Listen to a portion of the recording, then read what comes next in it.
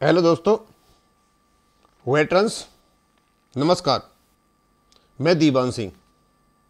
कल मैंने एक वीडियो बनाया था और मेरे उस वीडियो के ऊपर दिनेश गर्ग जी ने एक वीडियो बनाया और कुछ वो स्पष्टीकरण दे रहे थे। उनका वीडियो मैंने सुना सवेरे लगभग आज 4 बजे। तो कल मेरी तबीयत थोड़ी ठीक नहीं थी और उस वीडियो से संबंधित मेरे पास रात को फ़ोन भी आया, प्रॉपर बात भी नहीं कर पाया। कोई हवलदार थे एयरफोर्स के, वो भी शायद दिनेश जी आपके बारे में बात कर रहे थे। आपने बोला मैंने आपको दलाल पत्रकार कहा। शायद दिनेश जी आपको पता होगा, मैंने आपको खुद चलकर फ़ोन किया था कि आप जिस प्रकार का व्यवहार जंतर मंतर पर अपनाए हुए हो, द्रोह आप जो अपनाए हुए हो, जिस भाषा का आप प्रयोग करके लोगों से जो बुलवाते हो, वो आपके लिए ठीक नहीं है। भगवान ने अच्छी आपको शक्ल दी है, सुंदर हो, आप पत्रकार हो, बहुत बड़ा महत्व है इस चीज़ का कि आप पत्रकार हो। आप इसको अवॉइड करें। आपने पूछा भी और मैंने बताया भी कि ये जो आप सहायक प्रथा और ये जो अश्लील बातें जो आप करते हो, इनको न करें। ये हमारे बदनाम कराती हैं, क्योंकि सेवानिवृत्त कर्मचारी तो सिविल में भी हैं, रेलवे में भी हैं, लेकिन इस प्रकार की हरकतें वहाँ नहीं होती हैं। आप इन चीज़ों को मत करें और जिनसे कराते हो उनको भी मत करो। लेकिन आप नहीं माने। फिर आपने शायद प्रधानमंत्री के मुंह पर थूका, आपके थंबनेल में था, उसका मैंने एक वीडियो बनाया था। मैं हो सकता है अब आप समझ जाएं, वहां भी आप नहीं संभले।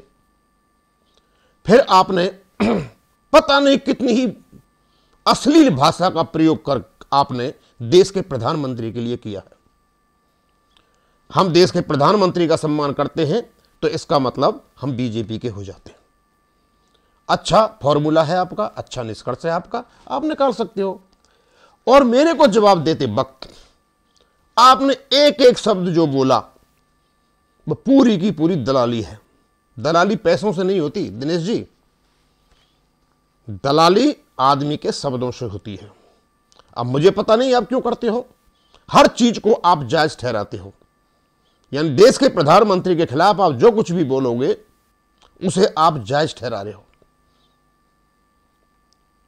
ये जो पनौती वर्ड या जो भी आपने लेक्चर सूबेदार चौहान साहब से दिलवाया, अभी थोड़ा बाहर निकलो जहां आप हो। आपको पता होना चाहिए कि सूबेदार चौहान साहब को, उनको देखते हुए ये क्या बोलेंगे। इनको रामलीला मैदान में लोगों ने इंस्ट्रक्शंस दी थी, वहीं इनको रेवाड़ी रैली में कहा गया था। कपिल ने इनके साथ क्या किया था आपको अच्छी तरह पता है। और कई जगह से इनको इनके ग्रुप से निकाल दिया गया, क्योंकि इनकी जो भाषा है वो अलग प्रकार की है। खूब आराम से आप पॉलिटिक्स करें, कोई वो नहीं है, लेकिन ऐसी पॉलिटिक्स न करें जिससे एक्स सर्विसमैन बदनाम हो। हमें उनकी पॉलिटिक्स से कोई भी वो नहीं है, आपसे भी नहीं है। लेकिन आप ऐसे एक्स सर्विसमैन को ला करके आप भाषण दिलाते हो तो वो एक्स सर्विसमैन का प्रतिनिधित्व करते हैं। उसके लिए हम किसी प्रकार से बदनाम नहीं होना चाहते हैं। अब बहुत अच्छा है आप साबका के साथ जुड़े हुए हो, लेकिन एक तरफा बात जो आप करते हो ना, वैसे तो आप कड़वे सवाल वाले हो, लेकिन एक तरफा बात जो करते हो वो आपके लिए ठीक नहीं है। आप बोलोगे एक तरफा बात कौन है? अभी मैंने कुछ दिन पहले देखा था, एक बहुत बड़ा आदान प्रदान हुआ था। जो एफबीए है जो निकल गया और ये जंतर मंतर पर बैठे हुए लोग हैं। कोई पीले झंडे को लेकर के कोई चर्चा हुई थी, फिर कोई कनाडा से कोई पैसे आए थे, ऐसा कोई लेख आया था, फिर में चर्चा हुई थी। आपने उसको कवर नहीं किया कि वो एक्सलियत क्या है, उससे भी हम बदनाम होते हैं। और मैंने देखा एफबीए का जो आंदोलन मेरठ में हो रहा था, उसका लेटर एक नलिन तलवार ने निकाला अपना एफबीए अध्यक्ष, एफबीए का जनरल सेक्रेटरी होने के नाते, जो कभी ये उसके साथ अटैच भी नहीं थे, उसके जनरल सेक्रेटरी बने हुए बैठे थे, अब उनके चुनाव हो गए, उसके बाद भी अपने को जनरल सेक्रेटरी कहते हैं एफबीए का।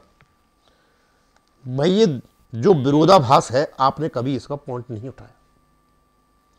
मेरे बारे में आप सारी जितनी भी आपने बोली, गुस्सा में बोले, उसमें बोले, मुझे दिनेश जी कोई फर्क नहीं पड़ता, क्योंकि ये आपका चरित्र है, यही काम आप करते आए हो।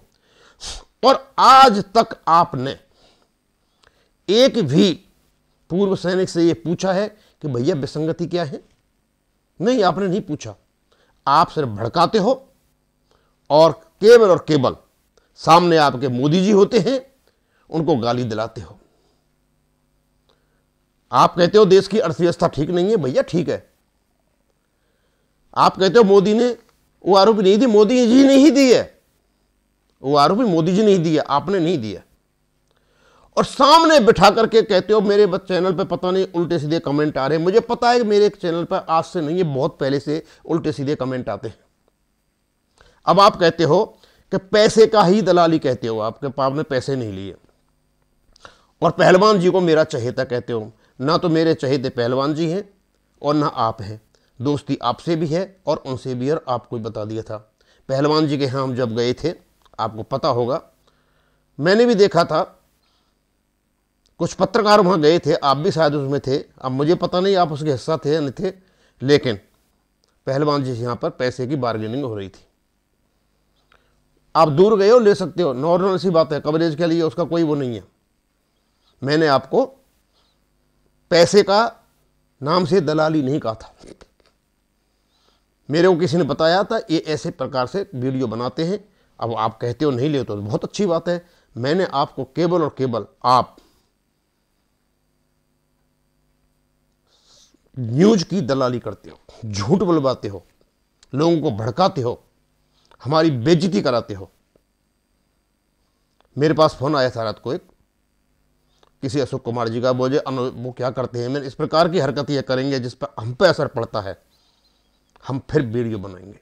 पर आपका वीडियो अभी आ गया और आप कहते हो आप पता नहीं कितना चल करके आते हो, इतना पैसा खर्च करके आते हो। भैया किसने कहा है तुम पैसा खर्च करो?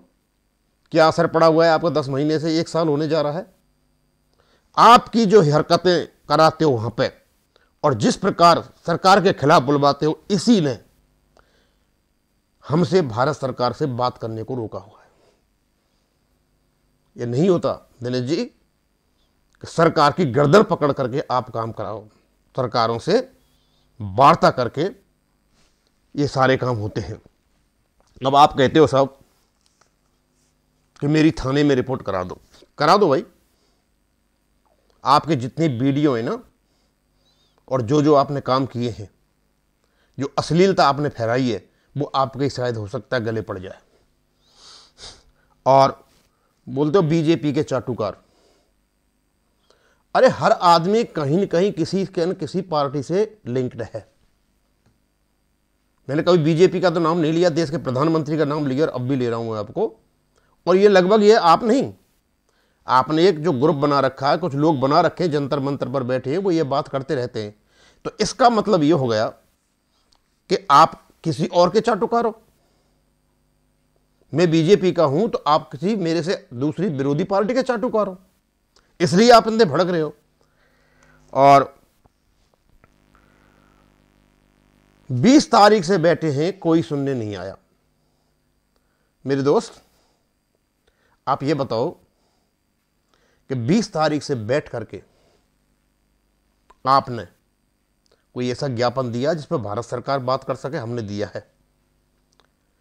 हमारे भारत सरकार ने उस पर जो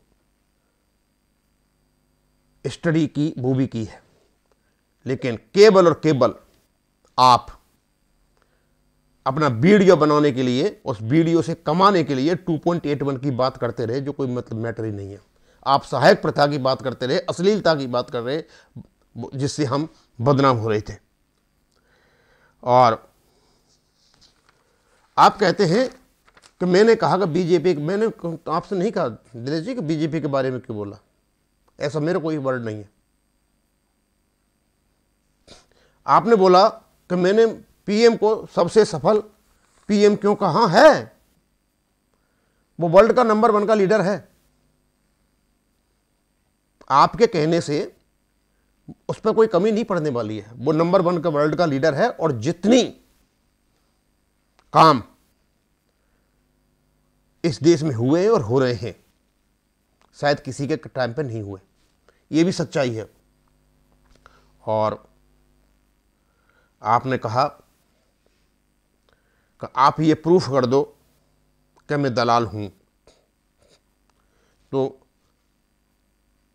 आप अपना कैमरा मुझे दे दोगे और नहीं प्रूफ करवाए तो मैं आपके पेंशन दे दूंगा। दिनेश जी, आपने जो कुछ भी गुस्से में आकर के जो शब्द मेरे बारे में बोले, वो सब दलाली से भरे हुए थे। एक एक शब्द जो आपने बोला वो कहीं कहीं कुछ न कुछ संकेत दे रहा था।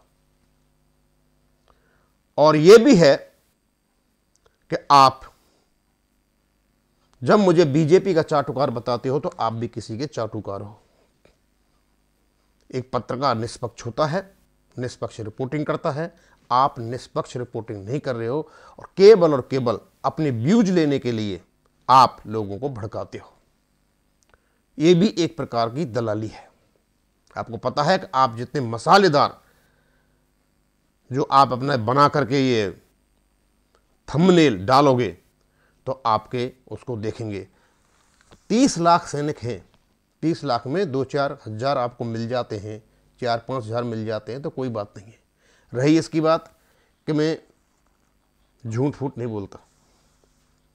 मेरे थोड़े से व्यूअर हैं, पसंद करते हैं मेरे को, और कल भी मेरे व्यूअर्स ने इसको बहुत पसंद किया और कई ने तो ये कहा, दीवान सिंह जी आप इसको कंटिन्यू रखें, हम आपको 21 तोपों की सलामी देते हैं। मैं शायद बता दूं आपको, आप समझ जाएं मेरा सारा बहुत अच्छा है। आप इस जो समाचारों की या न्यूज़ की जो दलाली करते हो ना, छोड़ दो इसको, अच्छा रहेगा आपके लिए। अदरवाइज आप अश्लीलता की बातें करेंगे तो हम उसे लोगों के सामने लाएंगे। थैंक यू, धन्यवाद।